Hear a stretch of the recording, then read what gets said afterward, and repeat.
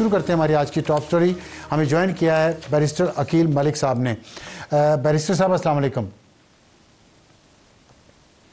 जी अफसार साहब वालेकुम सलाम, शुक्रिया।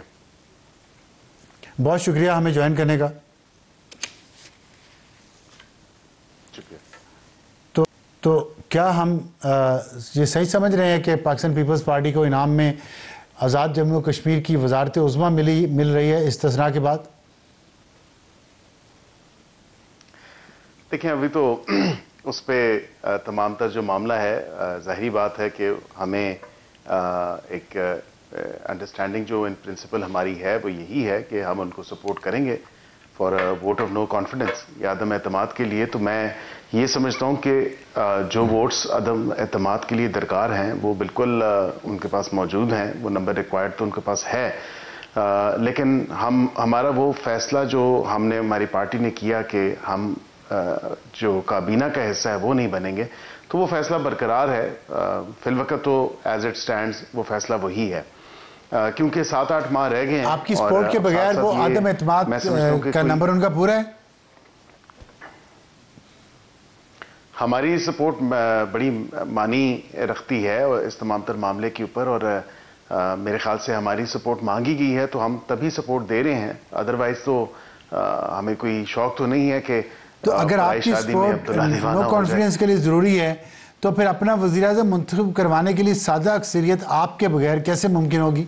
देखिए अब ज़ाहिरी बात है कि अभी क्योंकि टेबल होनी है या अदम एतमाद की जो रेजोल्यूशन है, करारदाद है, वो जब टेबल होगी तो उसके बाद ही तमाम तर मामला आगे बढ़ेगा। फिलवक़्त तो एज इट स्टैंड्स उनकी तरफ से मैंने जो मीडिया के थ्रू देखा है कि ये वाक़तन उन्होंने डेट अनाउंस किया है फैसल राठौड़ साहब को, लेकिन अब उसमें फॉर्मली आगे जो है वो कब इसको लेके आना चाहते हैं, कब टेबल करना चाहते हैं, ये तो is yet to be seen. अच्छा ठीक है। अच्छा ये फरमाइएगा कि जो 27वीं तरमीम आ गई है इसमें हुकूमत के जो भी मकासद थे वो पूरे हो गए?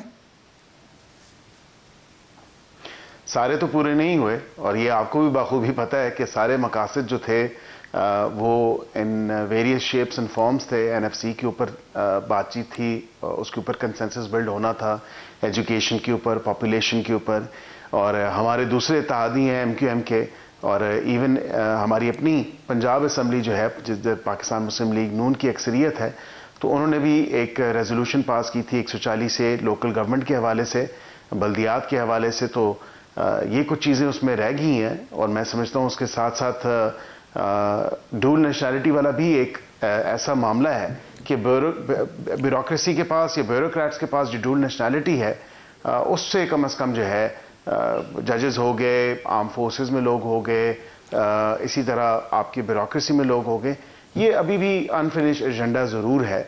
और ये इसी हवाले से आप 28वीं तरमीम की भी बाज़गश्त सुन रहे हैं, और ये अंदिया भी दे दिया गया है। और वज़ीर आज़म साहब ने कल on the floor of the house कहा कि हम कोशिश करेंगे कि कंसेंसस बिल्ड करें 140A के ऊपर, और उसके साथ दीगर चीज़ों के ऊपर भी, एनएफसी हो गया या दीगर ऐसे मामलात हो गए।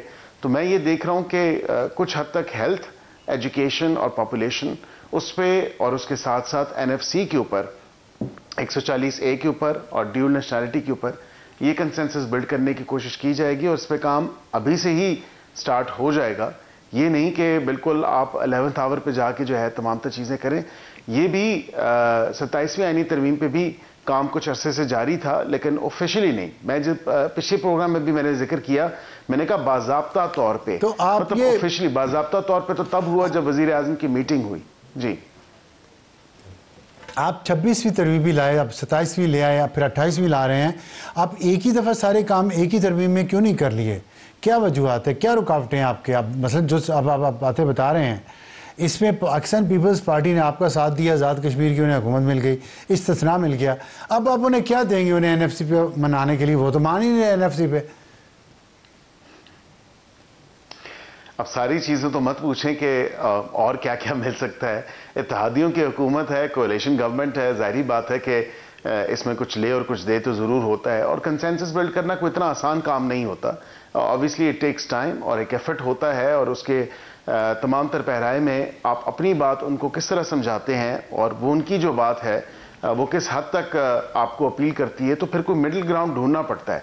जिस तरह 27वीं तरमीम में भी हमने मिडिल ग्राउंड ढूंढा, 2-3 ऐसी चीजें थी जो कि स्ट्रक्चरल चेंजेस के हवाले से थी, अनफिनिश एजेंडा, अनफिनिश बिजनेस था। जी, इंटेलेक्चुअल ये अंडरस्टैंडिंग तो नहीं है, इंटेलेक्चुअल मिडवे तो नहीं है, ये तो मफादात का मिडवे आप ढूंढते हैं। जैसे अभी आपने पहले कहा कि क्या क्या हमारे पास देने के लिए, ये आपको सब तो नहीं बता सकते, तो मतलब कि मफादात ही सब हो रहे हैं ना सियासी जमातों के या ग्रोहों के कुछ इन तरमीम के ज़रिए।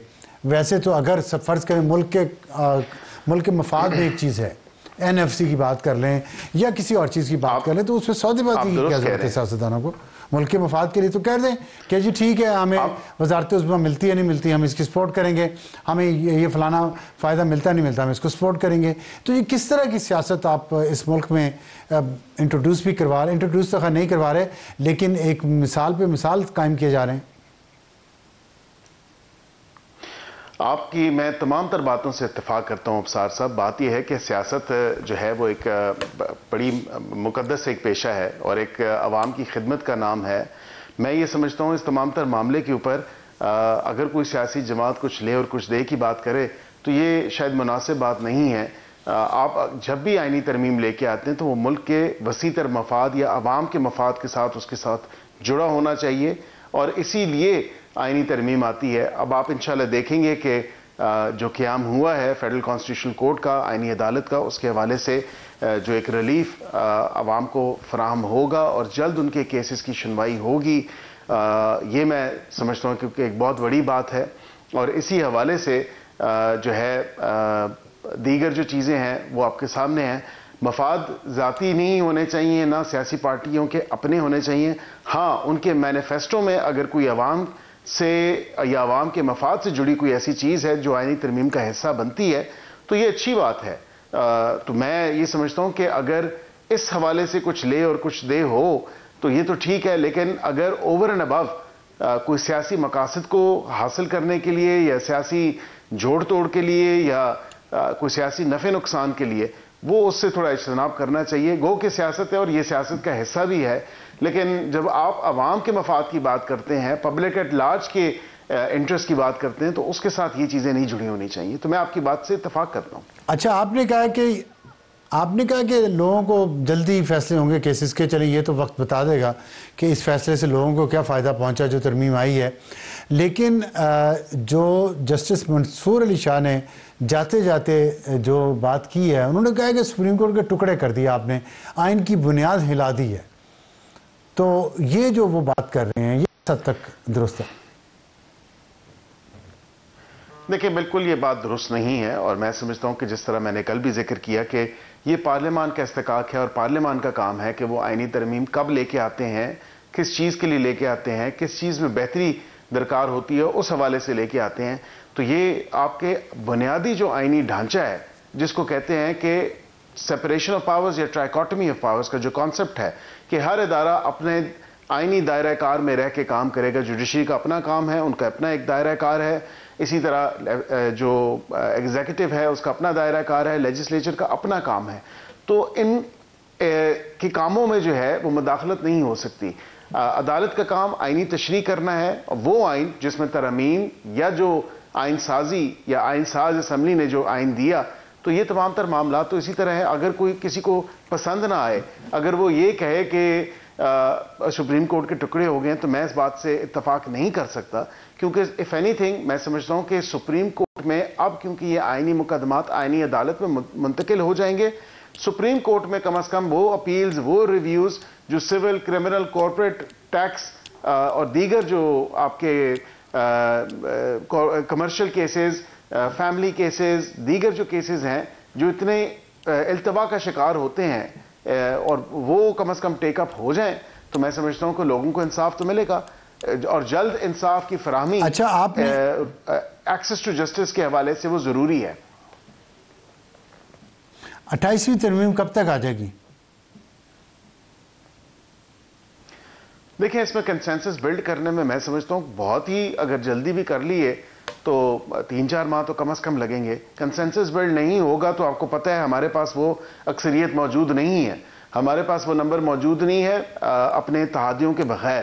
तो पाकिस्तान मुस्लिम लीग नून सिर्फ अपने तय नहीं, उसको इत्तेहादियों की ज़रूरत है, और तमाम तरह इत्तेहादी जिन्होंने इस तरमीम में और 26वीं तरमीम में भी साथ दिया और हमारे साथ एक जो ब्रॉड बेस्ड कंसेंसस थे उसका हिस्सा बने, तो हमने उनका शुक्रिया भी अदा किया। वज़ीर आज़म ने on the floor of the house किया, इवन के काबीना की मीटिंग में किया। तो हम तो अप्रिशिएट करते हैं कि अच्छे काम के लिए अगर हमारा कोई साथ दे, और पार्लियामान में जितनी भी जमातें मौजूद हैं, अच्छा अच्छे काम भी कोई आड़ नहीं कि हो सकता है अच्छे काम का मैं हो सकता है अगली तरमीम। देखिए जी अगली तरमीम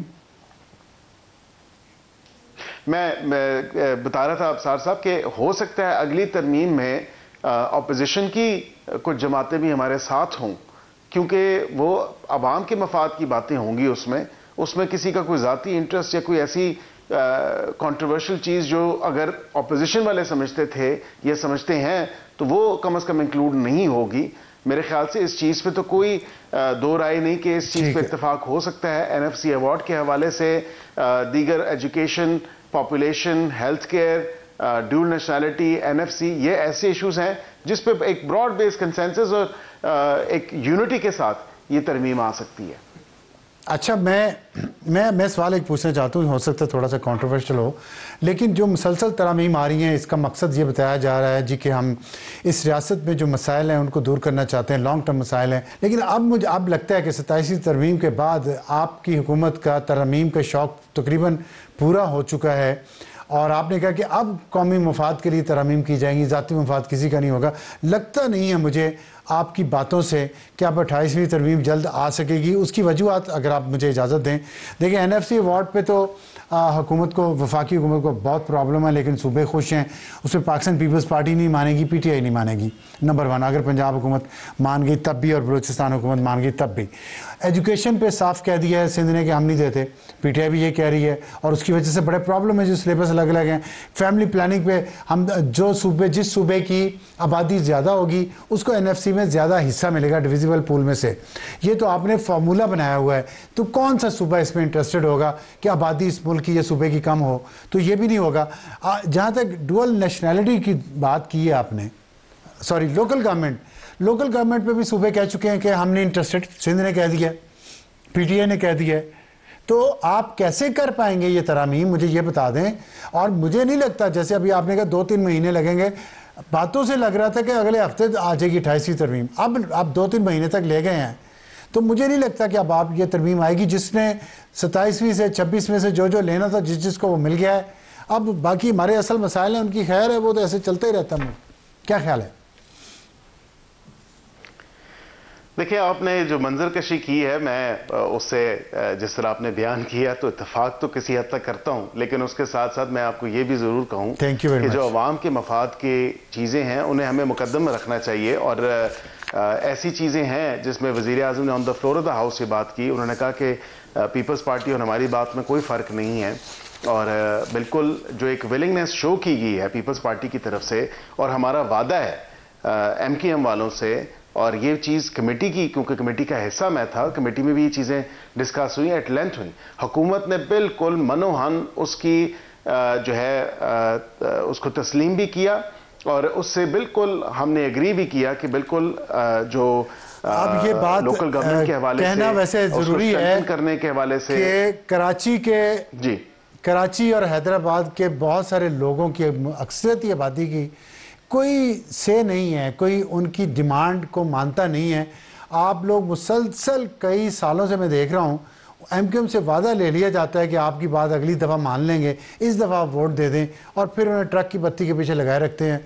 और अभी तक आप उन्हें एक ऐसा निज़ाम नहीं दे सके लोकल बॉडीज़ का जो मांगते हैं, जो बेहतरी सबके लिए हो सकती थी। खैर, इस पर आप कह सकते हैं?